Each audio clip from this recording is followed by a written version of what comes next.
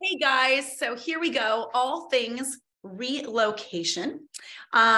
Big time right now, fourth and first quarter, big time for relocation. I have Sarah Melby Thomas with me because she's a rock star and she sells a lot. It's always my goal when we're doing trainings is to truly have people that are doing volume. You've sold over 30 million. We don't even know, like, how much have you sold now?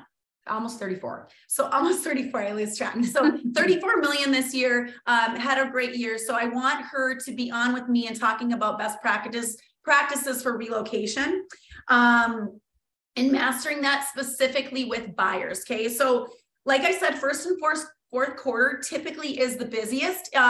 There's areas, we sell a lot in the West Metro, and there's areas that, education-wise, school district-wise, tend to be heavier for relocation. Is that working? Sorry. Oh, okay. So there's different school districts. We both live in Wayzata school districts. That's where my boys went to school. So this is a very busy area for relocation. Orono schools, Maple Grove schools, Edina schools. There's different areas that kind of tend to be more attractive for relocation clients, we find. So it's really important for us to know things and have kind of a thoughtful approach. We're pretty chill about how we work with buyers a little bit, but we do have a thoughtful approach. We want to be conversational and fun and on it and know that we're experts, but we do have an approach behind the scenes. Right. Yeah. And it's all about coming up with the best plan. And I mean, every scenario for relocation is going to be different. So there's not necessarily like a blanket statement that we can say where it's going to suit every single person. But with relocation, it's mainly about your homework on the front end and a ton of prep work on the front end. Where with a standard buyer, you kind of are going through the motions with them. Obviously, you have a plan in place, but with relo, it's so much more strategic to have the front end done, because once they get here, you don't want to waste their time. Because if you start wasting their time, they're going to notice, they're going to get frustrated, and they're just going to go to somebody else. Yeah, they have to be, they're in and out, they're flying in, they're seeing homes, you have to be good. And a lot of times too, I'd say with these relocation clients is they're usually working for bigger companies, they're educated, they want somebody who's on it, knows what they're talking about. They usually already have it narrowed down. I'm looking in these areas, like it's right. Usually. And a lot of the times they're not first-time home buyers either. So they've done this before, they've relocated before, they've bought in locations that they're not familiar with. So they're really looking for the local expert, and they're relying on you to be that. And because they're a little more versed, because they've probably done this before, they're going to get frustrated if you're wasting time. So it's really about interviewing with them on the front as much as possible. And don't just do it on the phone, do it on Zoom, do it so you can see them, so they can see you. Try to build rapport, because when they're local, you're building rapport every time you're going up, you're getting coffee, you're doing these things. When they're in Texas, it's a lot harder to get them to feel comfortable with you. And the goal is to get them to be on the same, really to be on the same page as them, and to figure out, to Kelly's point, is it school district? Are they coming here specifically for like a Fortune 500 company? Do they have to be near Target, near General Mills? Are they coming somewhere where they need to have a close proximity to that location? Because that will obviously help you narrow it down significantly if there's a drive time involved. The hardest relocation are the people that are not being relocated for work and are relocating for family. Maybe they grew up here, maybe something other than a specific location. Those are the people that are the toughest, because if they're relocating for a job, then obviously proximity to airport, that company. But if it's more so a general area, those are the people that are trickier. Why? Because they don't necessarily have a specific area. Yeah. And it's always with buyers in general, it's always figuring out that area and narrowing it down. And they're kind of relying on you to place them in an area that suits their hobbies, what they enjoy doing, their family. And so they're relying on you to place them in a spot that they're going to feel comfortable in. So it's really learning as much about them and asking a little more invasive questions than you would a traditional buyer. What do you enjoy doing on a Friday night? What are your likes, your wants? It's just a lot more getting to know them and helping place them. Okay, so let's talk about that process. Let's talk about more of those questions. Yes. Okay. So first of all, what I love that you said is a lot of people, they might be interviewing people, right? They might be interviewing people, and you will set yourself apart by doing a Zoom, by going on. This is what we learned from COVID, right? Like give them a link, make sure you have a Zoom, and get on a Zoom and meet them. Yep. Then they're more like attached to you and probably going to use you because they probably are talking to multiple people. Yep. Especially if there's a relocation company involved, sometimes we're still getting that. They might be giving them multiple people that they're talking to. So just stand out that way, right? So I love that thing. Okay, so let's talk. Usually we're talking on the phone or Zoom. Let's talk about some of those questions that we're asking. So there's definitely a strategy in that of being conversational, but I will say we're always trying to figure out area, like what areas are they looking in, right? Yep. So we want area, right? We also want timeline. What is their timeline? What is this looking like? Do they have a home to sell? Oh yeah. So if they have a home to sell, a lot of times we're asking for that realtor's information. We'll partner with them, talk to them, talk to the agent. But what is that timeline like? Like you got to establish that and figure that out. What would you say about any other kind of questions that you're asking when you're on that phone? So, I mean, that's a really good point. So talking about, do they have to sell in order to buy? Because if that's the case, if they have a home, call it in Texas, if they have to sell in order to buy in Minnesota, you need to be in close contact with that agent in Texas, because you need to know when it gets under contract. Is it in an inspection contingency? What is the close time? Because if you need to line those up, you need to make sure that you are in the know, because the first question that the listing agent here is going to ask is what's happening there. And if you're like, I don't know, then they're going to be like, well, what do you know? So you need to be able to be in close contact with that person. And then timeline. So let's talk about that real quick though, because a lot of people will say, oh yeah, no, I'm selling the home, but it's not contingent on that. Well, it's like, okay, well, let's ask a few more questions. Right. And are you working with a lender? You got to talk to the lender, because a lot of times people say they're not contingent on that, but they actually are. Right. So it's asking more questions about that. But if they truly are contingent, it's knowing more, like you say, talking to that other agent. And when you write, it's whatever box you're checking on that purchase agreement. If it's the middle one saying it's contingent on the successful closing, you need to sell that to the other side of saying, hey, listen, I've talked to the other agent. It's sitting there. It's had the inspection. It's had the appraisal. Like literally it's just sitting there waiting for closing. It's gold. Like you got to sell that. So you need to know about that transaction. Totally. And even if it's not contingent, even if they're not contingent on the sale of the home, it's still best practice to talk to their listing agent in whatever state that is, because you just want to make sure that there's nothing that they haven't shared with you that they just didn't think that they needed to share with you that like they probably should have. For example, maybe their moving trucks are coming up here a couple days before closing, or whatever it is. Just make sure that you're in touch with that agent. If anything, call, introduce yourself. Hi, this is Sarah. I'm working up here in Minnesota with the clients, blah, blah, blah. I just wanted to have you to have my info in case there's anything that I can help you with up here. So if anything, and if it's not contingent, and if anything, you're building a relationship with that agent in another state. If they ever have relocation clients coming up here again, they can be like, actually, I worked with that agent who was fabulous to work with in Minnesota. They probably don't know a ton of agents up here. So if anything, you're just building rapport when it's a quick 5-10 minute call. So having those conversations with the other agents involved is going to be really strategic. Yep. Love it. Okay. Let's talk about lenders for a sec, because some people have lenders, some of them don't. It's really important, as we know, as a buyer's agent around here. You know, if I have a listing and I have multiple offers, I want to work with a great lender, somebody who's local that I know is going to get the job done. Right. So if they're working with a big company, or they're working with, like, it's really important to educate them, make sure they have someone good. Right. So how do those conversations go? Sometimes it's tough with relocation because they have partnerships, or they think they have to use a certain realtor. They think they have to use a certain lender. I always tell them, you can use whoever you want. They're going to give you 3 names. They're going to give you a lender. They have partnerships with these companies, but you as the consumer choose who you want to use. Sometimes with lenders, the buyers are getting kickbacks. They're getting their moving paid for, whatever. So sometimes with like a relocation company, with their relocation company. Yep. So sometimes it's an uphill battle because a local lender is just simply not going to pay for someone to move across the country or whatever it may be. But I always at least have the conversation with them. So when we were in multiple offers the last couple of years, it was not likely they were going to get something accepted with a Loan Depot out of California.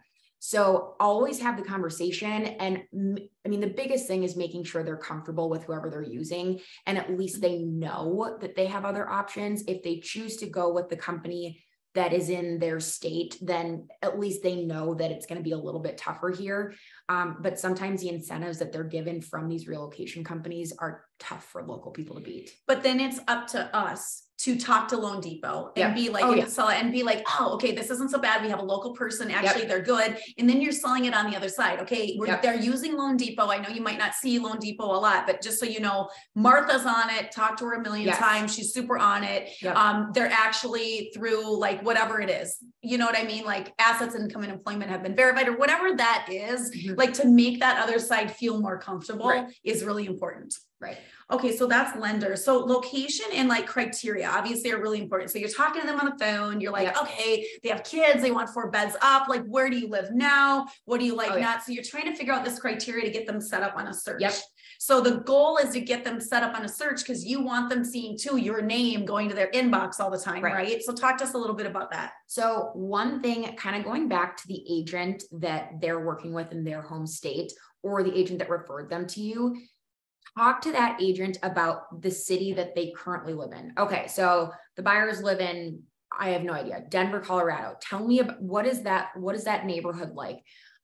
What is the proximity to local restaurants, the city? What's the average price point in that neighborhood? Because what you're trying to do is figure out, because if they are the type of people that are like, we love our home, we love where we live, we want to find somewhere like that in Minnesota. This is reminding me of our relocation, that guy, the military guy. This is reminding me of that because they were like, oh, they wanted that here. Yes, and you always. Yeah, we did.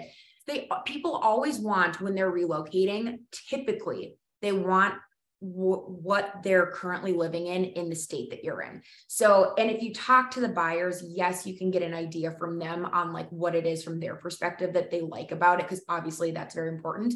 But talking to the local agent that they're working with and from their perspective, that's going to be the insight that we need, because the buyer may not necessarily know 100% why they love that location. They just know it's good schools, you know, their kids have friends there, it's central, like, okay, they that's want like a neighborhood, they want a pool, like whatever they're describing. Like, what does that mean? Yeah. And figure out what they want or maybe don't. Like somebody might say, oh, you know, like I really like my house, but I really want my laundry room upstairs or something like that. Like if that's a major criteria, then you're like, oh, we might be looking more at new construction because, you know, existing homes, a lot of times laundry isn't on the main level, right?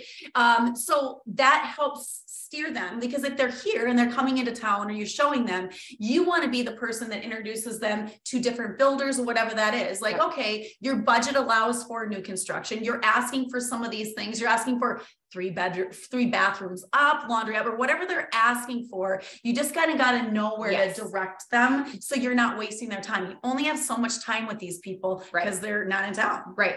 And the other thing too is when you're on the phone or Zoom with the clients for the first time, have them send you, people love to do this, and it's another rapport building tool. Have them text you or email you while you're on Zoom a Zillow link to their current home, assuming that the photos are up to date. If the home's on the market or they're getting their home ready, have them send you the photos to their current home, because then you can talk about their current home and almost like compliment them. Be like, oh my God, I love what you did with the living room. Oh my God, I can see why you love this home and why you'd want it here. But then what you're doing is you're seeing their current home. So because somebody to me could say, I want an updated home, and that could mean a million different things.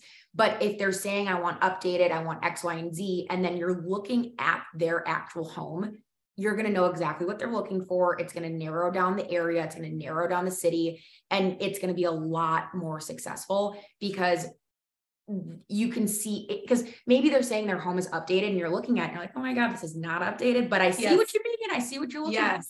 So it's just getting as much information on the front end and figuring out how you can best use their time. Are they coming in town 1 time? Are they coming in town 2 times? Are they coming in town unlimited because they have the ability to do so. Are they moving here first and renting? What's that look like? And do they need a list of rentals? Make sure you have a list of rental properties that, you know, are a year or less than a year. Right. We need to brush ours up because that's happening more. Like we weren't having that before, but make sure you have that in areas for them. Yes. Okay. So it's all about just figuring out what exactly it is that they're looking for and having a conversation with them. You're not going to get that. You have to go to outside resources, look at the photos of their home, talk to their agent. And then the timeline, kind of back to timeline, this is the question I always ask. In an ideal world, when would you like to be moved into your new home? Because then that helps, because if they say, oh, April, okay, well, we really should start looking like kind of soon-ish. Because if you ask people when they want to start looking, that tells me nothing, because somebody could find a home tomorrow and we could be moved in 30 days. So always ask them, in an ideal world, assuming everything goes the way that we want it to, when do you want to be moved into the new home? So then that way you can work backwards timeline, say, okay, ideally 30 to 60 days is your close period. So that means if you want to be in by April 1, we need to find something no later than the beginning of March, assuming it's a 30-day close. So then for them, they're like, oh gosh, okay. So that means we have like 2.5 months to look. Yeah. So we should probably start looking. So, and then the conversation goes to, how often do you plan to be in town? Is it going to be just you? Do you have a spouse? Do you have kids that are coming? Ideally, probably not, because then that just makes it harder for them to concentrate. If you don't have the ability, if they're coming from like a Wisconsin where they can just drive in town, great. Are they moving from Florida where they're not going to have the ability to come in town often? Let's talk about virtual showings. Are you comfortable looking at homes on FaceTime? If you're not, do you have a trusted person local that can come with me and we can get you on FaceTime? Mom, dad, brother, sister, someone. So you have a trusted set of eyes in person in addition to me. Maybe it's a hybrid of the two. Give them their options for showings. And then I always tell them, here's the deal. If you come in town on a Friday and you tell me we have to find something by Sunday, we'll get it done. We're just going to be a lot more aggressive with the way we look. We're going to look at a ton of houses. You're coming in the car with me. We're not stopping for food. We'll have snacks. We can stop for the bathroom. I won't make you like be crazy. Or if you have 6 months to look, then we'll strategically space it out. But you as the consumer tell me, what do you need from me? When do we need to have a house by? And then we'll kind of work backwards on how aggressive we are. And a lot of times with relocation buyers, depending on where they're coming from, you're blocking off the weekend. You are blocking off, and you might just have showings on Saturday, but those showings on Saturday, it's like, okay, that goes into Sunday, you go back, whatever that is. Relocation buyers, I mean, it used to happen more like that, where it's like a weekend and bam, you pick something up. So it's important. Okay. So going back to questions, let me go back to questions and make sure we're nailing this down. So you're just really talking to them and really getting an idea of all these things, asking the right questions, not wasting their time, but being thoughtful about the questions. So you're giving them properties that are truly within their area. I feel like a lot of people come and they're all about, I hear schools a lot. Okay. They've researched schools, and people will say to me, you know, Kelly, what do you think about Wayzata schools? What do you think about Edina schools? What do you think about Minnetonka schools? What do you think about these schools? Got to be careful. We can't give advice like that, right? Like, so I send them information I can speak on. I can say, you know, I have kids that go to Wayzata schools. I know a lot about this area. I can speak on that, but you really have to determine that. I'll even have people, I'll say, go on Facebook groups. There's, you know, Plymouth Mom Group, or, you know, whatever, Maple Grove Mom Group, you know, go on there, see what people say, ask about, because then they'll start asking about elementary schools. What's the best elementary school, Kelly? Ooh, red flag. Don't be answering that stuff, guys. Like, be careful, right? But it is, I feel like a lot of relocation is about schools. So they just have to narrow down. You might be starting, and when you do a search, your search might be on schools, districts versus cities. They might tell you cities, but you figure out in asking them questions, okay, they care about these 4 schools. And then you got to narrow them down. Like for a lot of my clients, a lot of people will start out, they want Orono schools. So I put them on there, but then they can't afford Orono schools. They end up wherever. And then we get that off their search criteria. I think it's important always with buyers to manage that search criteria so you're not overwhelming them. If all of a sudden you're not looking in Orono schools anymore, get that off. Right. And one other, in addition to and one thing that I kind of, I'm lucky in a sense that we don't have kids yet. So when people ask me about schools, I'm like, I don't know. I don't have kids in school. So like, I can't speak from experience. But what I would tell you is that, so especially if they're coming for a job, let's say they're coming to work at, I don't know, United Health Group, talk to your team here in Minnesota, ask them what school district do they live in? What city do they live in? What city does your boss live in? What school district do his or her kids go to? Because a lot of the times I'll hear, well, a couple of my coworkers, they're all in Eden Prairie schools. What do you think about Eden Prairie schools? I'm like, well, I don't know. I mean, they obviously love it because they're there. And then we'll start to look at Eden Prairie schools and maybe they're like, oh, this is not what we thought. So I always tell them, talk to the people in the company that you're relocating to. Where do they live? What city or where do their kids go to school? But then the tricky part is if they're not relocating for work, then you can have them, well, we have friends that live in Stillwater. I think they like that school district. So trying to figure out who their important people are here and have them talk to them. So this is the one instance when we want outside input within a real estate transaction. This is the one time we want outside input. Not at the show, and not for the inspection, no, but yes. But for schools and location, because one thing that I've in the past, before I had people talk to people at their work, is the boss would live in Eden Prairie and we'd be looking in Minnetonka, Plymouth, and the clients will be like, well, why didn't you bring up Eden Prairie? My boss said it's the best place to live. And I'm like, well, because I don't think you're going to like it, but sure, let's look at Eden Prairie. So if you have them have those conversations on the front end, we can kind of talk through what's going to make sense and what's not. Well, because if I would have known that at the beginning that your boss lived in Eden Prairie, then we would have gone through there to show you why we're now in Plymouth, because it's not checking off the boxes that you wanted. Ask what their kids do. Do their kids play hockey? Are their kids dancers? What sort of activities are their kids currently in their state? And is that going to have an influence on where they are moving to? So for example, I had some people move from Colorado over the summer, and their 13-year-old is like a hockey star. And he had already started skating with Wayzata High School just for like their practices. And so the proximity to Plymouth Ice Arena was really, really important for them because he couldn't drive and the parents needed to bring him like every single day. So that was something that I found out on the front end. Had I not known that, I would have been showing them Eden Prairie, Chanhassen, things. And then they would have been like, oh, well, whoopsies, we have to drive to Plymouth every day. Yeah. So finding out, don't just ask about the buyers, mom and dad or whatever.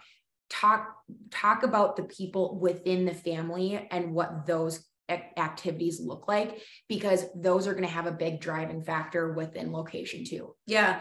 Just so important to have these questions and to be thoughtful about them so you don't waste people's time. They only have so much time if they're relocation, and you want to be an expert. You want to nail these things down, but they get the choice. They obviously get the choice. You don't want to leave anything out, but you kind of want to narrow things down, right, for them. And then obviously the other thing, our goal is to set them up on a search, right? So we need to know price point. So talking through that price point, talking to the lender, verifying that price point, obviously super important as well. Yeah. I will say that 99% of buyers who relocate to Minnesota think their price is going to be much lower than it actually ends up being, because they're usually coming from bigger cities. They're coming from, I don't know, Chicago, East Coast, West Coast, and they get here and they think they're going to purchase something for half of their current home.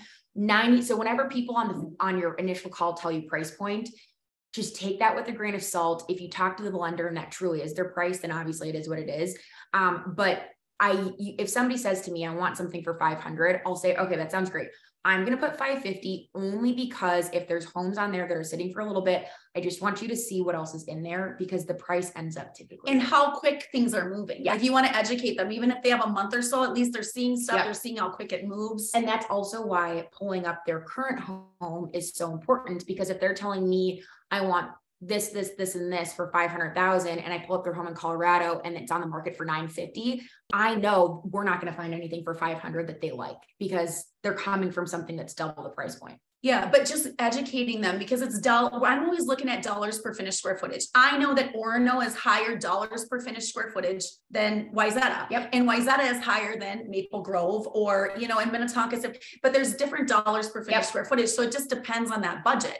You know, I've had people that want to be around 700 and they're like, okay, Orono or Wayzata. And it's like, okay, I'll show you both, but usually we're going to, if for your criteria, usually we're going to end up Wayzata might even be showing you Maple Grove or some other things. And that's why asking about school district and location is so important, because if somebody, if they need to be in Wayzata school district, like 100% for a certain reason, then I'm not even going to have the conversation with them about why looking in Osseo school district would be a benefit.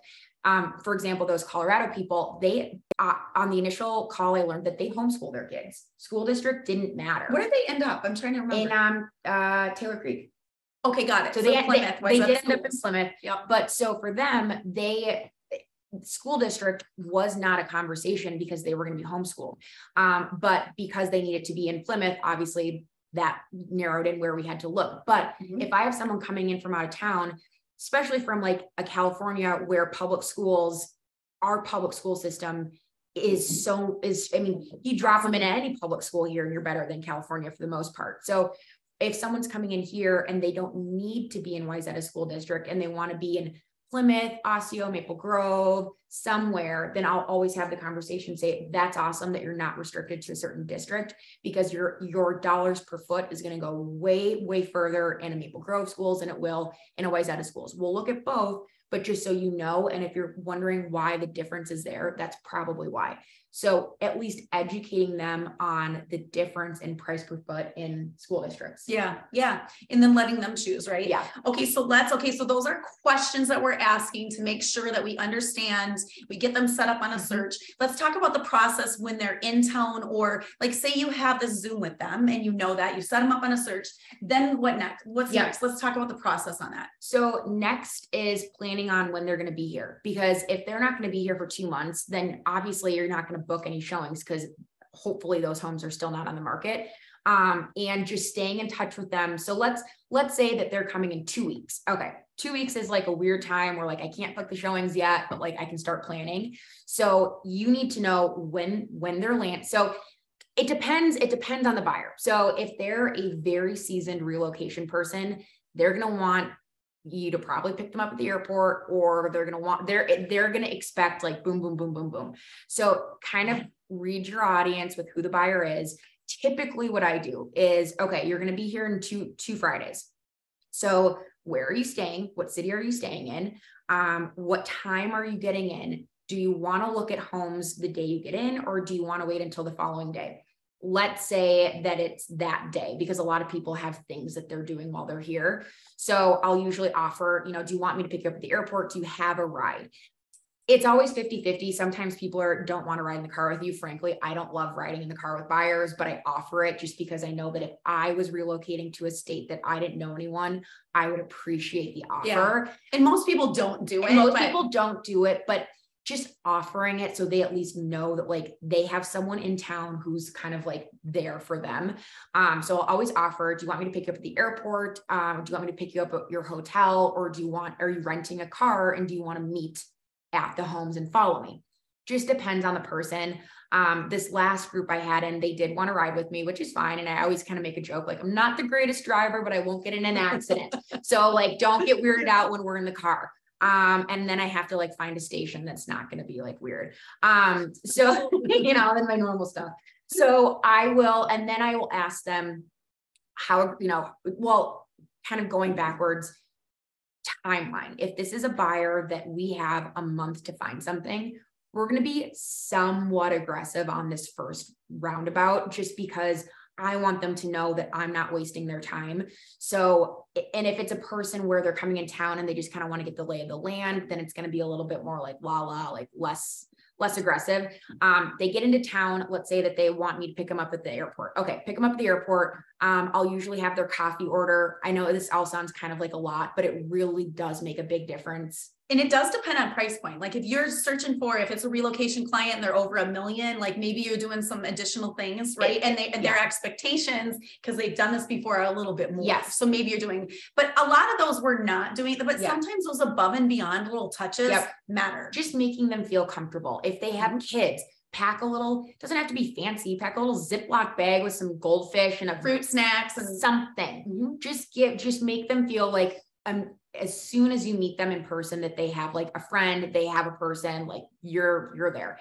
And then let me back up real quick. So when they come into town, let's say they come in for a weekend on Friday night, and maybe they don't want to see things Friday night. So, but a lot of times they want to go out to eat. So you could be like, okay, drive these areas, to drive downtown Wayzata, drive Arbor Lakes. Maybe you want to go downtown. Do you want to do 50th in France? Have some areas mapped out, and you can say different places, and maybe they're just driving to them. Some people don't know, they want to get the feel, and some people might not like a certain area, and you really get an idea for that. So I would have that mapped out. And then obviously Saturday, you're like boom, boom, boom. You have your list. Like if you're still trying to figure it out, like a lot of times I'll tell people, like, listen, we get 5 to 10 minutes in each property. We're going to be moving really, really quick here. I need to get an idea. Like it depends where they're at in the process. Like, you know, how much they know that they like, you know, when you narrow it down more and then you're just seeing a few, you're spending more time. But if this is someone new and they don't know area yet, we're going to like, okay, in these certain areas, we're going to see a property in these different, like maybe it's 1, maybe it's 2, but I'm setting expectations of, we just got 5 minutes. We're in and out of these properties. We can always go back. But I gotta figure out what you're liking. And I always tell people, so for relocation, in my opinion, any more 6 or more homes in one day is a lot. So if somebody asks me, you know, how many homes is too many homes to see?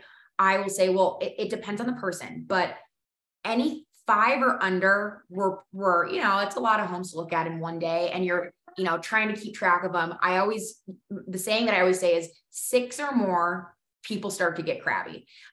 You get crabby, I get crabby, the kids get crabby. We're hungry. We want to sit down. We're like, okay, I've seen enough homes for today. So as long as you set the expectation for them, because people don't know what they don't know. They've never relocated before and they think they can see 10 homes in a day. They don't get it. They don't know. But then you say, pick your top 5 or 6, then you're narrowing it down. Then you get, like, we're always trying to narrow it down. So then you narrow it down. And based on that Saturday of going through that, you learn so much. Correct. And you might not see certain properties. So then that changes possibly your Sunday approach. Exactly. So just as long as you give relocation, like anything in real estate, is all about setting expectations, and it's all about making sure you're on the same page as them. As long as they know, if they want to see 15 homes that day, as long as they know it's going to be a day, go for it. But you don't want to be like home 7 and looking at them and they're like a deer in the headlights, like, oh my God, what are we doing? Because then they're just going to feel, they're going to feel defeated. They're going to feel like, what are we doing here? Like, we don't know what we're doing. So as long as they have the correct expectations and they're like, yep, let's do that, it's going to go well. And if they're the type of people who are like, okay, yeah, 4 homes will be fine, then okay, let's pick some in different areas. And then depending on how you feel about those will dictate what we're doing on Sunday. Yep. Love it. Okay. So sometimes we talked about how they might have a couple months before they even come into town. So obviously, like, you can do FaceTime tours for people. You can do different things like that. But I just say during that time frame, it's really important to stay in touch with them. Maybe you're like, hey, our team has this one coming on. I just want to show you this. So you're showing value. You're like, you know, I'm an active agent with a team of 10 or whatever it is. And I'm digging you up stuff even before it comes on the market or it's just coming on. So I would stay in touch. And then you're sending them stuff and you're also getting an idea. Oh, they like that. They don't like that. They like a pool community. They have to have whatever that is. So sending them stuff, maybe it's articles, maybe it's properties, whatever it is, but staying in touch with them. Right. There have been people that I have worked with that the first time they've seen the home is after they've closed on it. They've only looked virtually and those, I will say that people that have done that, they have relocated many times. They've bought homes many times. They know what they're looking for. They know what they like. They've seen it once, they've seen it 100 times. But those are the types of people that, to Kelly's point, like if I'm out and about, let's say later today, I'm out at showings and I go through a home that I'm like, oh, this is totally something that checks their boxes. I'll take my phone out, I'll take some videos. And then when I get in my car, I'll be like, hey, Kayla and Sean, like, Hope you're having a good Tuesday. I was just in this home with another client. It checks a lot of your boxes. Wanted to send you a quick video. Let me know if you want me to go back for a virtual tour with you guys. Yeah, like maybe you're in there with another client and it doesn't check their boxes. And you're like, oh, quick video. Hey, I thought of you today. I was in this property. Let me know if you like this or is this your vibe? Whatever that is, then you're thinking of them. You're doing above and beyond stuff that another agent probably is not. And what usually happens with that is more so they're just like, oh my God, that's so nice that she's thinking of us, that we're on her radar, even when we're not like on showings with her. And then the other thing is they're like, whoa, you are a really active agent. Like you're in all of these homes. So then what happens is when they send me one, they'll send me something that's like, this came on the market the other day, or have you already seen it? Have you already been in it? And half the time, I'm like, probably no, I don't know. But they think because I'm out and about showing them all of these things and sending them videos and keeping them kind of top of mind, they think that everything that they're seeing, I've already been in, which whether I have or not. So it just helped. It just kind of reiterates the point that like, you're the agent for them. Yeah. And you're just adding so much value and you're becoming the expert. They trust you more. Yep. Like it just works well. Yep. Okay. Let's talk about, like, obviously we've done other training on buyer consults. Like we talk about with a buyer consult, you sit down with somebody at the coffee shop and you talk about all the moving parts. You're talking about the market. You're talking about the purchase agreement. You're talking about lenders or, you know, all the moving inspections and what you can. So I think with relocation clients, a lot of times this is moving really quick, but it's still important to make sure you're having not on the initial conversation, but you have to have that buyer consult. A lot of those, I feel like for me, are a little bit on the fly. Like maybe I'll bring a purchase agreement and I'm talking through, but what are you doing for that? Like, are you doing it on a Zoom or what do you recommend? Because there's so many things that we need to talk to them. Yes. So relocation, I'm always having an initial phone call, just to introduce myself, because it's usually like, you know, we were referred to them by somebody, whatever it is. So on the call, the next step is always to schedule a Zoom, because or I ask if they're going to be in town anytime soon. Are you going to be in town within the next week? If so, let's schedule coffee. Sometimes they are, because they're coming in town for work. If not, then I say, okay, what does your schedule look like tomorrow or the following day? What time works for a Zoom? I'd love to meet face-to-face and just kind of talk through the home buying process here. I know that you've bought and sold many, many times. You know, you've never bought in Minnesota, and the market changes all the time. So just want to make sure we're on the same page. So when you get here in person, we can just kind of hit the ground running and start looking at houses and not backtrack on what's next. Nobody says no. Everybody says yes. So then that next step is then going through the buyer consult and then going in detail on what they're looking for. That's when you're asking for the Zillow link. That's when you're asking for the photos on their home. And that's when you're asking for, if you don't already have their agent's info in the state that they're in. And then after that Zoom is when you're calling that agent. And at some point along the way, it's talking through that purchase agreement too, and having it. A lot of times I'll highlight it. Like, these are the things in an offer summary that we need. We need purchase price. Are we doing an inspection? Are you asking for closing costs? All the things, right? So we're really talking through that, because then all of a sudden, you know, on a Saturday, they want to write an offer and you're like, okay, I got to make sure you covered that stuff. So just make sure at some point you're taking the time to have that buyer consult and talk through that stuff, so you're not rushed to the last second. And it happens. It's in that. Yeah. And it's because in Minnesota, I mean, in a lot of states, I mean, our offer terms, yes, they're similar, but they're also different. We're one of the only states that calls it earnest money. I mean, you have to tell them what earnest money is. They don't know. And then talking through inspections, telling them what are inspection pieces in Minnesota that are standard. Radon is not something that is tested for in a lot of other states. Pests.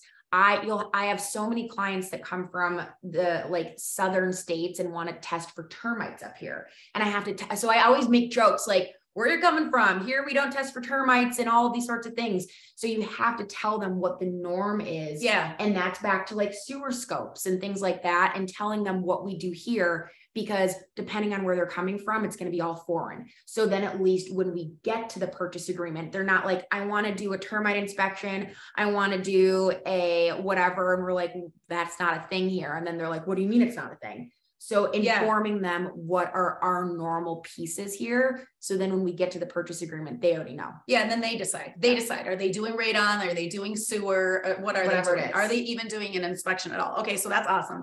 So, offer strategy, you're talking to them about at some point.